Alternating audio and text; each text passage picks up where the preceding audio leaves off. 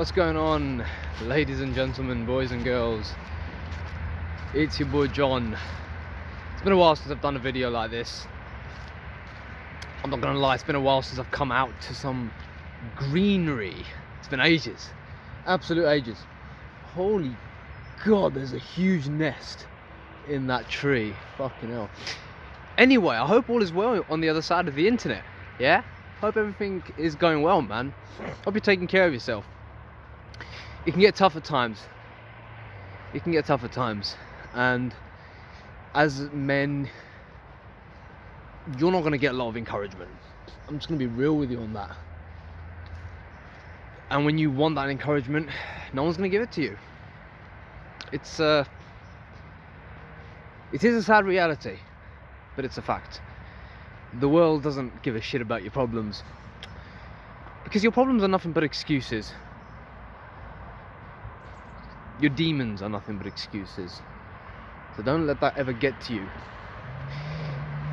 To be a man is to fight. Oops. So, as I was saying, to be a man is to fight.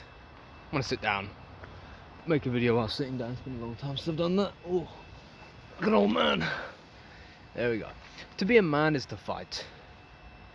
So don't get upset about the nature of being a man and the struggle. There's a reason why the Socratic virtues include endurance of the soul. There's a good dialogue actually in the Platonic dialogues where Socrates is talking to some military generals and he asks them, what's the nature of courage? And their first definition is endurance of the soul. I like that definition, even though Socrates completely destroys it, because Socrates was like that. But I like that definition as a starting point to define what it is to be a man. Because we've got to endure through things in our lives. We have to. We go through them, but we always come out stronger. At least that's what I've seen in my own life. And my own life, I've not seen huge struggles, but again, it's like when you go to the gym. When you go to the gym for the first time, lifting 10 kilograms is like lifting 100 to you, yeah? And then you see the guy who's lifting 100, you're like, oh my God, how can he do that? And his recovery is going to be a lot longer than yours. And his recovery is going to be a lot more life-changing to hit 100 kilograms on the bench. Wow. But you, lifting 10 kg is like lifting 100. So relative to him, yeah, your struggle is nada. But relative to you, your struggle is everything. And that's the only person you really should be comparing yourself to. Yeah. I've heard about the dominance hierarchy. Jordan Peterson talks about it, and that's great. It's a real thing, the dominance hierarchy. It exists. And whether you want to compete in it or not is up to you. But if you're even going to consider competing in the dominance hierarchy, you've got to first overcome your own limitations. The limitations that you give yourself, that is. Because the rest of the world is going to limit you and define you and want to box you up. You've got to overcome your own bullshit first. And then you've got a chance at succeeding in the real world. And I say the real world, but you know what I really mean by that. The little structure that we've got set up. It's nice to be in the park, man. But one of the things that I've really gotten to, one of the things that's really grabbed hold of me in my own mind and my own soul now is reality is not something that objectively exists. This line of thinking can go quite far and you can take it to dangerous lengths, so I wouldn't say reality completely doesn't exist. There is a facet of it that does exist, of course, but 99% of it is your own perception. It's your own world. And when you look outside of your own eyes, really all you're seeing is your own world be projected onto this objective reality, which you don't really even see. Women are a big indicator of what your reality is. If your relationships with women are trash, or the women that you're dealing with are low quality, or you're always having arguments and you're always fighting and there's friction here and there, and You just don't understand women. You don't understand women because you don't understand yourself. That's what I've realized. You don't understand yourself. You have not embraced yourself fully, and that's why the woman can't embrace you fully either. Women are very reflectionary creatures. Women are entirely social, that's what I've noticed. They're entirely social, and they use the world of form to identify themselves.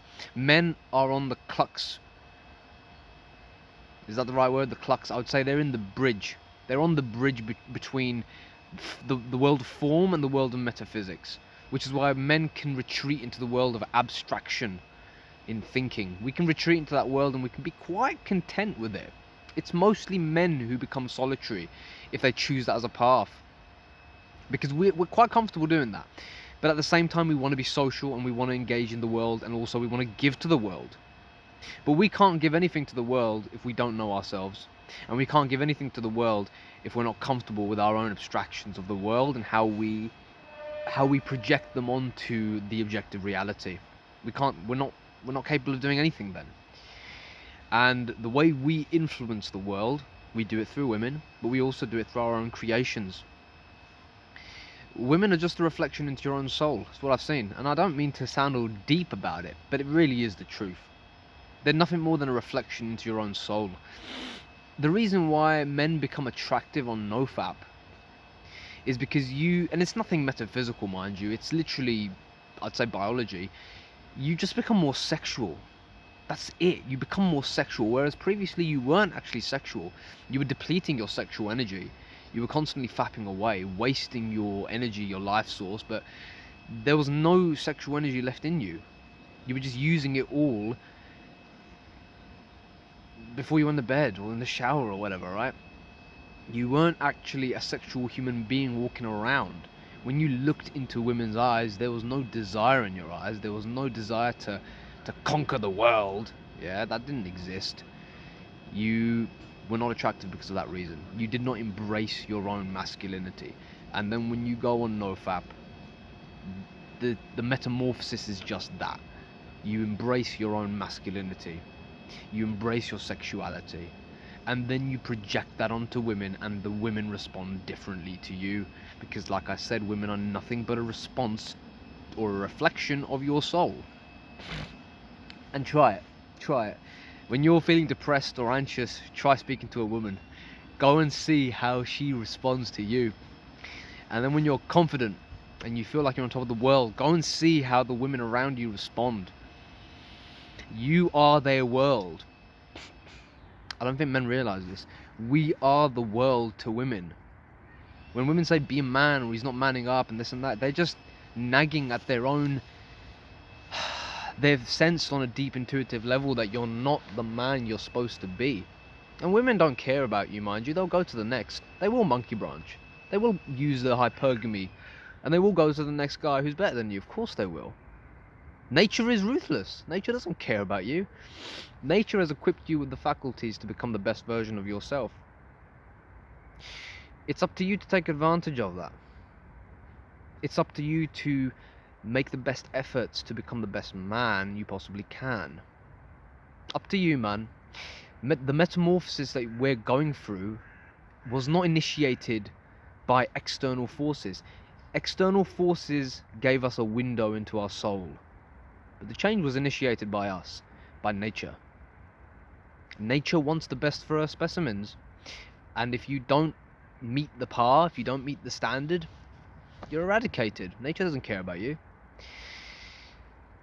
Don't be upset about this. Because nature is a fact.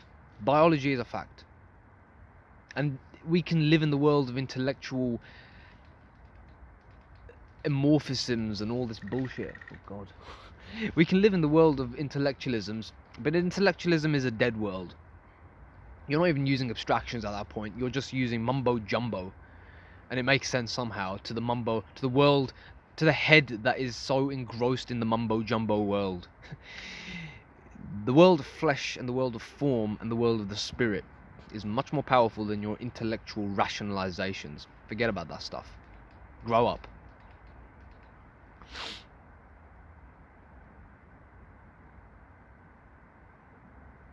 Understand that the change and the metamorphosis is only being undergone by a few people. 99% of people aren't doing it. All of the famous Hollywood films, like the classics, Groundhog Day comes to mind, but there's a few other ones where they depict these life-changing moments in a man's life where he comes face to face with himself and he realizes that there's something deeply wrong with the way he's approaching the world. And then he begins to undergo a huge metamorphosis. That's us. That's literally us. You're living in a real life movie. Aim to make 1% improvements every day. We're not asking you to become a butterfly in one day. You're going from being a cockroach to a butterfly in one day. Not gonna happen. Aim to make 1% improvements. Like my moustache is making 1% improvements right now. Aim to make 1% improvements every day. You will look back and you will see the change that you've made, the transformation, but you will never ever come a day. There'll never come a day where you finally sit down and pump your chest and say, I've made it. Never. Because life is a complete change. It is always in flux. Always. It never stops changing. You will never stop changing. The world around you will never stop changing. There will never come a day where you say, I've made it. There will never come a day. A lot of us are living or waiting for that time in our own lives where we're like, finally, I've made it. I'm successful. I've made it. Doesn't happen. Doesn't happen. Those people who have labored and strived and given all their efforts and used up years of their vitality to become successful, famous, and have high reputations, and they're very high in the dominance hierarchy. Years and years have been gone into this project, and there's nothing. I'm not saying it's not worth it. I would say it is worth it, but there will never. Don't do it for the paradise. Don't do it because you think paradise is on the other side. It's not. You will just be in a better place, but you will not be in paradise. Paradise will always continuously elude you. Anyway, I hope you enjoyed this video, man. I think it's time for me to be a little bit more consistent with these videos. This is more of a vlog style of a video, but I'm going to start making some decently edited videos where there's some concise information,